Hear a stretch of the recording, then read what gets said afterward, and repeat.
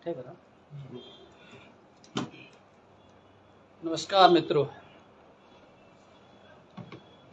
सभी पत्रकार बंधुओं का छोटे से आग्रह पर यहाँ आने पर मैं स्वागत करता हूँ और धन्यवाद करता हूँ।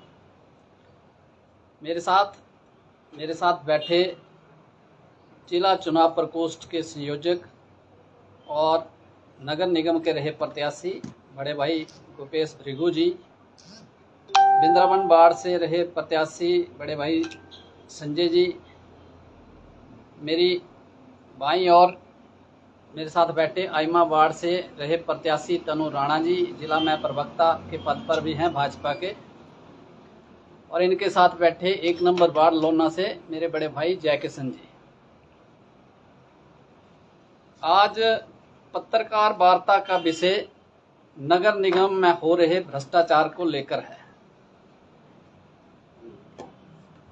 मैं कहना चाहूँगा कि हिमाचल प्रदेश विकास के इतिहास में पालमपुर नगर निगम का निर्णय किसी साहसिक और ऐतिहासिक कदम से कम नहीं है।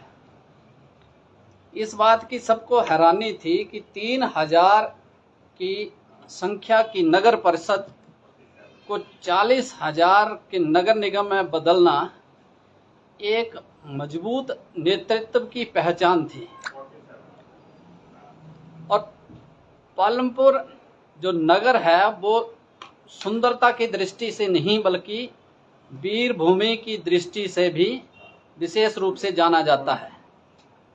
इसलिए पालमपुर के विकास के लिए उस समय नगर निगम की आवश्यकता महसूस हुई थी। नगर निगम से विकास के रूप में भी एक बहुत बड़ी उम्मीद थी, पर हुआ ये कि नगर निगम अपने रास्ते से भटक कर भ्रष्टाचार का एक बहुत बड़ा अड्डा बन गया। जिस तरह कांग्रेस पार्टी ने चुनाव के अवसर पर मैनिफेस्टो में अपने बड़े बड़े लुभावने वायदे किए थे कि जनता की सेवा करेंगे, जिनको जनता की सेवा करने के लिए लोगों ने चुना था, जिन्हें पार्षद बनाया था, वह पार्षद स्वयं ठेकेदार बन गए। और उसका नतीजा ये हुआ कि जहां समुचित वार्डों में विकास होना चाहिए था वहां उल्टा वह मकड़ जाल का समस्या बन के रह गया। एक और दुर्भाग्य की बात यह हुई कि कुछ अधिकारियों को छोड़कर बाकी सभी अधिकारी भ्रष्टाचारियों की टोली में सुर मिलाने शुरू हो गए। नतीजा ये हुआ कि 4 साल की नगर निगम में आज तक एक भी कोई बड़े प्रोजेक्ट की डीपीआर या कागज केंद्र सरकार को नहीं भेजा गया, जिससे पालमपुर को मूलभूत सुविधाएं से जोड़ा जा सके। हमें नगर निगम की कार्यशैली में एक चिंता होती है।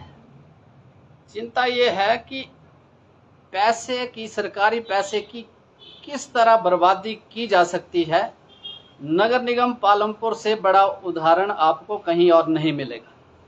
आप सबको विदित होगा कि लगभग 2 साल पहले पालमपुर के लिए सीवरेज योजना लगभग 200 करोड़ की स्वीकृत हुई थी। वो पैसा यहाँ पर आ चुका है। होना ये चाहिए था कि यहाँ की नगर निगम पहले सीवरेज का टेंडर लगवाती और उसके बाद सीवरेज डालकर फिर रास्तों में टाइलें बिछाई जाती, पर अपने चहेतों को टेंडर देने के लिए धड़ाधड़ टाइलें बिछाई जा रही हैं। सीवरेज का किसी का ध्यान नहीं। जब टेंडर होगा तो दोबारा टाइलें बिछा देंगे, कमाई डबल हो जाएगी। मुझे लगता है इस हिसाब से नगर निगम कार्य कर रही है। और टेंडर की बात लगी, आपको पूरे हिमाचल में ऐसा कोई सरकारी कार्यालय नहीं मिलेगा जिसमें इस तरह की टेंडर प्रक्रिया की धड़ल्ले से गोरख धंधा चला हुआ है।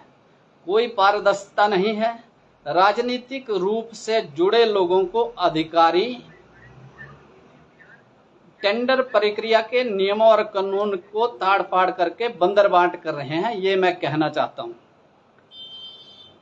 अभी पीछे पालमपुर से जुड़े सरकारी ठेकेदारों की एक बैठक भी हुई है और उस बैठक में उन्होंने सरकारी इन अधिकारियों को नगर निगम के चेताया है कि अगर इसी तरह कानून या टेंडर प्रक्रिया की धज्जियां उड़ाई गई तो इन अधिकारियों को आने वाले समय में बड़ी मुश्किलों से जूझना पड़ेगा। ये मैं आपके सामने कहता हूं। अभी पिछले कल ही एक खुशी की खबर ये आई कि केंद्र सरकार ने पीएम आवास योजना के तहत हिमाचल को 92,364 घर जो हैं वो पीएम आवास योजना में स्वीकृत किए हैं। यहाँ पर पहले भी घर स्वीकृत हुए थे, पर मैं नगर निगम के पार्षद और अधिकारियों को बताना चाहता हूँ कि जो आप लोग कर रहे हैं, आप ये ना सोचें कि किसी को पता नहीं चल रहा है, सब लोग देख रहे हैं। जो पिछले घर गरीब लोगों को मिले उसमें से सिर्फ दूसरी किस्त उन्हीं लोगों को मिली जो इनके साथ जुड़े हुए हैं, जो इनकी पार्टी के वोटर सपोर्टर हैं। बाकी जितने गरीब लोग थे उनको लटकाया जा रहा है, प्रताड़ित किया जा रहा है। और हमें कोई उम्मीद नहीं है कि आगे भी ये आवंटन जो होगा वो निष्पक्ष होगा। ये वैसा ही होगा जैसे बिल्कुल यहाँ साथ में एक गरीब आदमी ताड़फाड़ ढाबे वाले का ढाबा तो उजाड़ दिया है, पर पालमपुर में आप सबको पता है इतने धनाढ्य सेठ हैं, 8-10 मंजिला अवैध इमारतें बनी हैं। ये नगर निगम एक नोटिस तक उनको देने की हिम्मत नहीं कर पाया है आज तक। लोग सोचते हैं कि मुख्यमंत्री सुखविंदर सुक्खू जी ने ही झूठी गारंटियों की योजना जो थी शुरुआत की थी, झूठी गारंटियां देने की। पर मैं सभी लोगों को बताना चाहता हूं कि इसकी शुरुआत बड़ा पहले नगर निगम पालमपुर कांग्रेस कर चुकी है। मेरे पास ये इनका मैनिफेस्टो है जो नगर निगम चुनाव के दौरान इन्होंने डाला था। मैं चैलेंज के साथ कह सकता हूं कि इसमें जितनी गारंटियां हैं एक भी गारंटी नगर निगम पूरी नहीं कर पाया। अगर आपके सामने अगर कोई एक गारंटी पूरी की होगी तो आप मुझे टोक सकते हैं। ये एक और चीज मैं आपको दिखाना चाहता हूं, ये रसीद है मेरे पास। ये है कचरा उठाने का टैक्स की रसीद है। ये इनकी तीसरी गारंटी में था कि हम कचरा उठाने का कोई पैसा नहीं लेंगे, बल्कि ये कहते थे कि 10 साल कोई भी टैक्स किसी से नहीं लिया जाएगा। पर ये जो रसीद है ये एडवांस दिसंबर 2024 तक का कचरे का बिल हमारे से ले लिया गया है, आम लोगों से ले लिया गया है। मैं नगर निगम वालों से पूछना चाहता हूं कि ऐसा क्या मारोमारी पड़ी है, ऐसी क्या जरूरत पड़ गई कि आपको एडवांस पैसे लेने पड़ रहे हैं। उस टाइम आप बड़े उछल के कहते थे कि जी कोई कचरे का हम पैसा नहीं लेंगे, कोई किसी भी तरह का टैक्स नहीं लेंगे। ये आज क्या जरूरत पड़ गई एडवांस पैसे लेने की? कहीं सुक्खू जी ने तो नहीं मंगवाया कि वित्तीय स्थिति प्रदेश की खराब है तो पैसा इकट्ठा करो इस हिसाब से। इसके बाद मैं एक चीज और कहना चाहूंगा, जैसे अगर नगर निगम इतनी बड़ी संस्था होती है, केंद्र सरकार से खूब सारा पैसा आता है इसमें। अगर नगर निगम विजनरी होती तो ये पालमपुर में जो तारों का मकड़ जाल बना है ये नहीं दिखता आपको। ट्रैफिक संकट से हम रोज जूझते हैं, ये ट्रैफिक संकट से निजात मिल जाती। आवश्यकता अनुसार फ्लाईओवर बनते, भव्य पार्किंगों का निर्माण होता है। एक भी पार्किंग आज 4 साल हो गए नगर निगम को बने हुए, कोई एक पार्किंग सिंगल का इन्होंने निर्माण कार्य नहीं शुरू किया।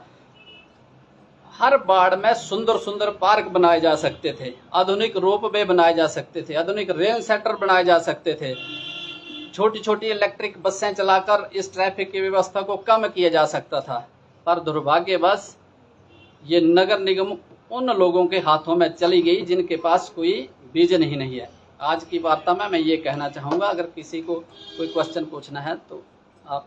आपने बहुत बड़ा आरोप लगाया है, ये जो पार्षद लोग हैं वो ठेकेदारी में सम्मिलित है, इस बात का कुछ प्रमाण है या सिर्फ आरोप ही है? ये तो सूद साहब अगर आप देखें यहाँ पर कई पार्षद, आपको अगर इस ऑफिस में जाएं तो कई पार्षद ठेकेदारों के कागज ऐसे लेके घूमे होते हैं, ये जी इसको यहाँ से पास कर दो, इसके पैसे डाल दो, इसके पैसे। ये पूरा पालमपुर जानता है कि यहाँ पे क्या गोरख धंधा चला हुआ है, कोई बताने की जरूरत नहीं है। कई लोग नगर निगम के कर्मचारियों से पहले यहाँ आ जाते हैं। ठीक है जी, धन्यवाद।